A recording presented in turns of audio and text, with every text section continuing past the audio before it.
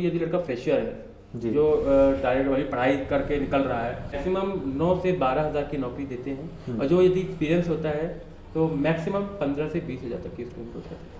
आप किसी भी स्तर की पढ़ाई किए होंगे, चाहे वो ग्रेजुएशन को लेकर आप पढ़ाई किए होंगे, चाहे टेक्निकल को लेकर होंगे, आपको आपकी पढ़ाई के अनुसार, योग्यता के अनुसार आपको रोजगार प्रदान किया जाएगा। ये क्या आवास वगैरह की व्यवस्था, खाने की व्यवस्था कंपनी पर डिपेंडेंट रहता है या फिर? नहीं, बहुत अच्छी बात आपने करी आर्यन जी। आपने ये जैसे कंपनियों में, बड़ी बड़ी कंपनी होती है कि आवास के लिए सबसे पहला होता है कि कंपनियां भेजती हैं तो आवास और रहने की और खाने की क्या व्यवस्था होती है। देखिए, कुछ कंपनियां ऐसी होती हैं जो आवास नहीं देती हैं। जैसे बैंक, जैसे माइक्रो फाइनेंस बैंक होते हैं, जो बड़े बड़े बैंक होते हैं, वो आवास नहीं देते हैं, वो खाने की व्यवस्था आपकी नहीं देते, लेकिन वो आपकी सैलरी अच्छी देते हैं। अच्छा। मैक्सिमम जो बैंक माइक्रो फाइनेंस होती है वो 15,000 तक की सैलरियाँ देते हैं, जिसमें आप अपना रहना खाना खर्चा भी निकाल सकते हैं। जैसे मैं प्रगतिशील बायोटेक की बात करूँ, प्रगतिशील एग्रोटेक की बात करूँ, जो एग्रीकल्चर फील्ड की कंपनियाँ होती हैं, वो रहने की भी व्यवस्था देती हैं और एक टाइम आपके भोजन की भी व्यवस्था वो करती हैं।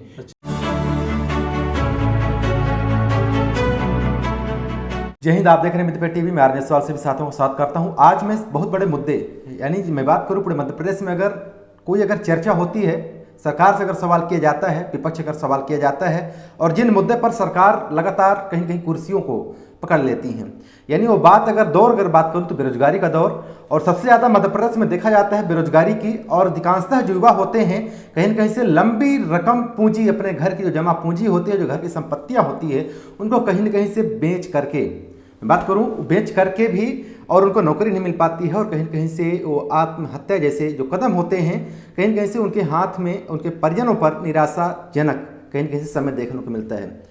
आज सबसे ज़्यादा दौर देखा जा रहा है, अधिकांशतः युवा होते हैं तो प्राइवेट एजेंसियों के माध्यम से अधिकांशतः ठगी का शिकार होते हैं, और उन ठगी के माध्यम से मैं बात करूं, आज का परिवेश इतना हो गया है किसी पर विश्वास करना कहीं न कहीं से अपने परिजन रिश्तेदार तक में भी नहीं हो पा रहा है। आज ऐसे ही बेरोजगारी की बात करने, और बेरोजगारी से क्या निजात है, और बेरोजगारी के बाद अगर मैं बात करूं तो उस पर रोजगार कैसे मिलेगा और किन के माध्यम से मिलेगा, ऐसे में बिंद के बीच में कहीं न कहीं से, जहां पर बिंद प्रेस टीवी लगातार जाना जाता है आप सबके मुद्दों के लिए, आप सबके हित की बात करने के लिए, तो मैं एक जगह देख रहा था अभी जो सर हैं, तो इन्हीं सर के माध्यम से लोगों को नौकरियां दी जा रही थी, और लोगों से अपील किया जा रहा था कि आप नौकरी अगर करना चाहते हैं तो आप हमसे संपर्क कर सकते हैं। मैं भरसक प्रयास करूंगा, और उसके लिए कहीं न कहीं से मैं अपने स्टूडियो में सर को आमंत्रित किया, और सर का बहुत बहुत कहीं न कहीं से एक जो कीमती समय था वो सर हमारे स्टूडियो तक कहीं न कहीं से अपना समय निकाल करके आए। तो सर बिंद प्रेस टीवी में आपका बहुत बहुत स्वागत है सर। बहुत बहुत धन्यवाद सर। एक मैं आपकी वीडियो देख रहा था, और कहीं न कहीं से मैं प्रत्यक्ष तौर पर आपके जो दृश्य थे, तो अधिकांशतः युवाओं को आप अपील कर रहे थे, अधिकांशतः युवाओं के आपने फार्म में भर भी रहे थे और नौकरी को लेकर के भर रहे थे। तो सर ऐसे सर कैसे युवा जो आज के परिवेश में जो भटक रहे हैं, तो उनको क्या कहना चाहेंगे, और कैसे उनको नौकरी देने में आपकी जो कंपनी है कहीं न कहीं सक्षम होती है? आर्यन भैया, सर्वप्रथम आपके जो दर्शक आपको देख रहे हैं आपके यूट्यूब चैनल से, मैं सभी को अपना प्रणाम करता हूं, और मैं अपना परिचय बताना चाहूँ। मेरा नाम सुनील द्विवेदी है, और मेरा एक छोटा सा फॉर्म है Vindhya group of job placement.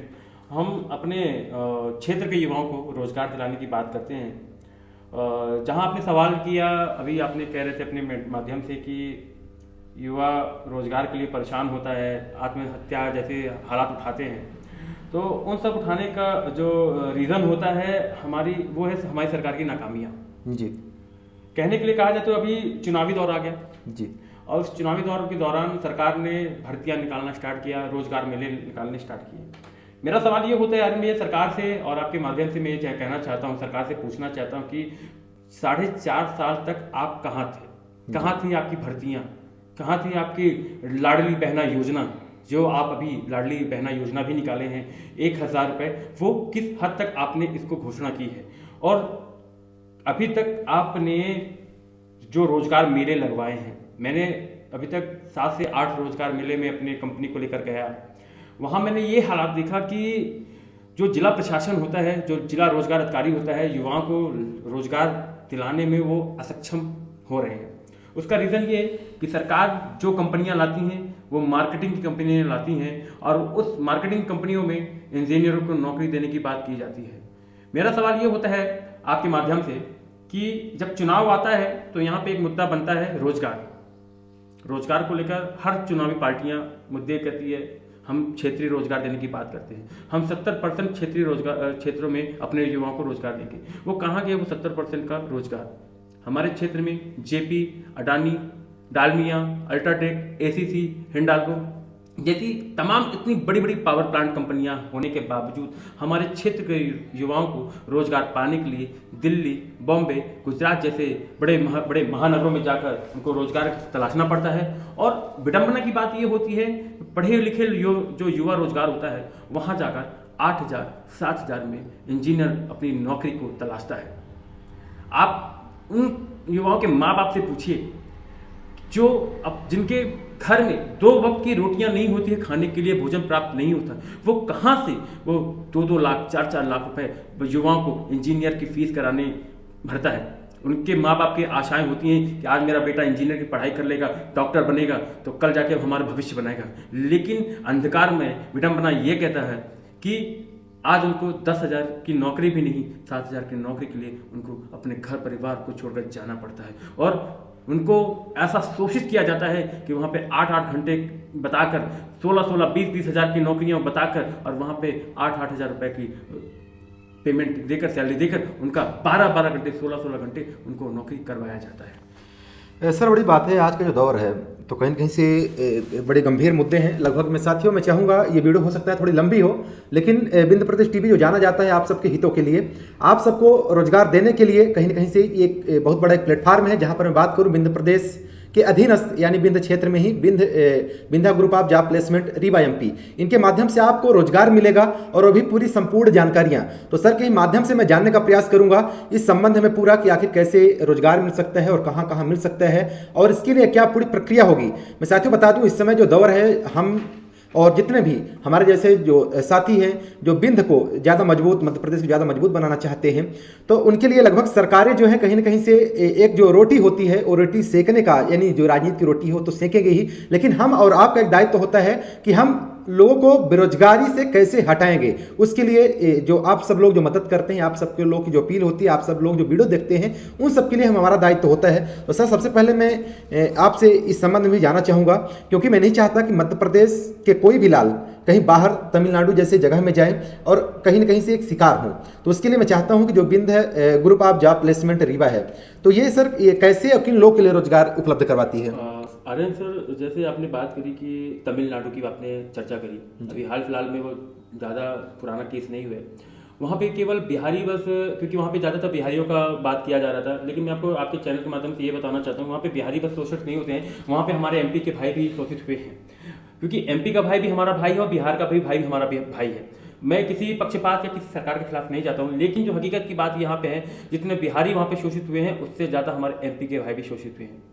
आप हमारे एमपी में आप जाइए, आप सबसे यदि गरीब नहीं कहना चाहता हूँ, मजबूरन है, लेकिन सरकार की इतनी नाकामियों की वजह से हमें बोलना पड़ता है। आप सिंगरौली चले जाइए, हमारे मध्य प्रदेश का सबसे मतलब सिंगरौली ऊर्जा राजधानी कहते हैं, ऊर्जा धानी भी कहा जाता है। वहाँ पे एनटीपीसी जैसे बड़े बड़े पावर प्लांट, हिंडाल्को, अडानी, रिलायंस जैसे बड़े बड़े पावर प्लांट डाले गए हैं। और बहुत अच्छी बात यह है कि अभी अडानी ने 2 पावर और कोल माइंस खरीदे हुए हैं, लेकिन विडंबना ये है कि वहाँ के अभी क्योंकि वहाँ पे रोजगार मिला रखा गया था, वहाँ पे हमारी कंपनी गई थी, प्लेसमेंट के लिए बुलाया गया था, बशर्ते वहाँ पे ये कंपनियों को नहीं बुलाया जाता, वहाँ पे गुजरात की कंपनियों को बुलाया जाता है, तमिलनाडु की कंपनियों को बुलाया जाता है, मार्केटिंग कंपनियों को बुलाया जाता है। मैं आपके माध्यम से यही पूछना चाहता हूँ सरकार के नुमाइंदों से, जिला प्रशासन से, कि जेपी, अडानी, अल्ट्राटेक जो ये कंपनी जब अपना प्लांट खोलने की बात करते हैं और जब वो गांव में जाते हैं, जिला प्रशासन से बात करते हैं और जिला प्रशासन के कलेक्टर साहब जब जाते हैं वहाँ पे बात करते हैं वहाँ के किसानों से अपनी ज़मीन देने के लिए आए, तो वहाँ पे जब बात होती है कि हम आपके युवा को रोजगार देंगे, वो रोजगार वहाँ के युवाओं को क्यों नहीं मिलता है, वो कहाँ चला जाता है। जब जमीन लेनी होती है तो बड़े बड़े वादे किए जाते हैं, हम आपको 70% आपको इतने पैकेज पे रोजगार देंगे, और जब रोजगार मिलता भी है, किसी भी कारणवश मिलता है, तो घूस देकर वहाँ पे रोजगार दिया मिलता है। और वहाँ पे एक चीज़ का और मैं आपसे सामने कहना चाहता हूँ, वहाँ पे जब रोजगार दिया जाता है तो 1-1 लाख रुपए की डिमांड भी की जाती है। अच्छा। ये मेरे सामने प्रत्यक्ष रूप से आया हुआ है कि एक प्लांट में एक क्लर्क की नौकरी के लिए, एक डाटा एंट्री ऑपरेटर के लिए 1 लाख 2 लाख रुपए की डिमांड की जाती है। सर सीधे हम मुद्दे की ही बात करता हूँ। जिस तरीके से आपका जो Vindhya group of job placement Rewa है, तो इसके माध्यम से लोग कैसे नौकरी पा देखिए, सकते इसके हैं? माध्यम से लोगों को नौकरी पाने का चांस ऐसा होता है कि जब मैं आपको बताऊं कि हम जो क्षेत्र की बात करते हैं, जो हमसे जुड़ी कंपनी है, पहले मैं आपको बता दूं, हमारे द्वारा जो कंपनी जुड़ी है, जैसे प्रगतिशील एग्रोटेक, विंध्या टेलीलिंक्स VTL जिसको नाम से जाना जाता है, PC jewellery Rewa, as Eicher motor limited Indore Bhopal, और दैट्स आपका परमली वेलेस भोपाल, त्रिमला स्टील प्लांट आपका सिंगरौली, इन कंपनियों में हम जो है डायरेक्ट रोजगार देते हैं। और इनमें फॉर्म भरने का जो अप्लाई होता है, जो हमसे जुड़ना चाहते हैं वो हमारे हमसे संपर्क कर सकते हैं। हमारे ऑफिस में बजरंग नगर में हमारी ऑफिस है, आप वहाँ पर आइए, आपको पूरी जानकारी के साथ विधिवत जो भी जैसा आपके क्वालिफिकेशन होगा, आप किसी भी स्तर की पढ़ाई किए होंगे, चाहे वो ग्रेजुएशन को लेकर आप पढ़ाई किए होंगे, चाहे टेक्निकल को लेकर होंगे, आपको आपकी पढ़ाई के अनुसार, योग्यता के अनुसार आपको रोजगार प्रदान किया जाएगा। सर अगर बात आती है, कई साथियों के मन में सवाल ये भी उठ रहे होंगे कि इसमें कम से कम वेतन और अधिकतम वेतन। देखिए, कम से कम यदि हम वेतन की बात करते हैं सर, यदि लड़का फ्रेशर है जी। जो डायरेक्ट वही पढ़ाई करके निकल रहा है, तो उसको हम मैक्सिमम 9 से 12 हज़ार की नौकरी देते हैं, और जो यदि एक्सपीरियंस होता है तो मैक्सिमम 15 से 20 हज़ार तक की उसको इम्प्रूव करते हैं। सर एक बड़ी बात आ जाती है, आपने लगभग अलग अलग क्वालिफिकेशन और फ्रेशर से एक्सपीरियंस तक की आपने बात की। अब एक जो सबसे महत्वपूर्ण होता है सर कि अधिकांशतः साथी जब जाते हैं ऐसे प्लेसमेंट के माध्यम से, जो कहीं कहीं फंस जाते हैं जी, तो उससे एक सवाल रिलेटेड हो रहा है कि क्या इस तरीके से जो अभी तक दौर आता रहा है, पैसे लगते थे, तो उसका ऐसा क्या प्रोसीजर रहेगा जिसमें? देखिए, आपने बहुत अच्छी बात करी है, क्योंकि आजकल बहुत से बड़े बड़े शहरों में ये फ्रॉडगिरी का ये व्यवसाय सा हो गया है, और कहीं ना कहीं ये व्यवसाय हमारे क्षेत्र में भी हो चुका है जी। इससे कई लोग शोषित भी हो चुके हैं, जिसके माध्यम से हमें जानकारी मिली है।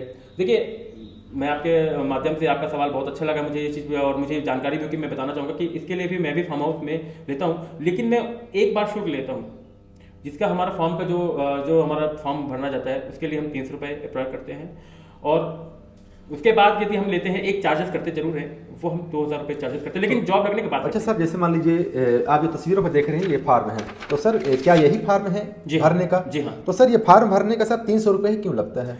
देखिए सर, क्या होता है, मैं उसका भी आपको बता दूं, आपकी बहुत अच्छी सवाल है कि 300 रुपये हम क्यों लेते हैं। सर देखिए, ऐसा है कि हम भी जब फील्ड में जाते हैं तो कहीं ना कहीं देखिए क्योंकि हमको सरकार कहीं ना कहीं कोई हमको नुमाइंदा देती नहीं है। जो बड़े बड़े रोजगार कार्यालय लगाए जाते हैं वहाँ पे सरकार अच्छी मोटी रकम दी जाती है, लेकिन हम प्राइवेट कंसल्टेंसी जो होती है हमको सरकार कोई फायदा नहीं देती है, हमको सरकार से कोई मदद नहीं मिलती है, जिसके लिए हमको खुद पैसा लगाना पड़ता है। देखिए, कहीं ना कहीं हम भी अपना समय निकालते हैं, कंपनियों के पास जाते हैं, उनसे रोजगार लाते हैं, उनसे रोजगार की डिमांड करते हैं, उनके रिक्वायरमेंट लाते हैं, और तब जाके हमको रिक्वायरमेंट मिलती है, और तब जाके हम लड़कों को कंपनियों में भरते हैं, क्योंकि लोकल कंपनियों में रोजगार नहीं मिल पाता है, जिसकी वजह से यही कारण होता है कि हमको मजबूरन अपने इस प्रकार का हमें दौर करना पड़ जाता है। तो सर जो लोग 300 रुपया देते हैं और फार्म भरते हैं जी, तो क्या गारंटेड है कि उनका 300 रुपया सार्थ लगेगा?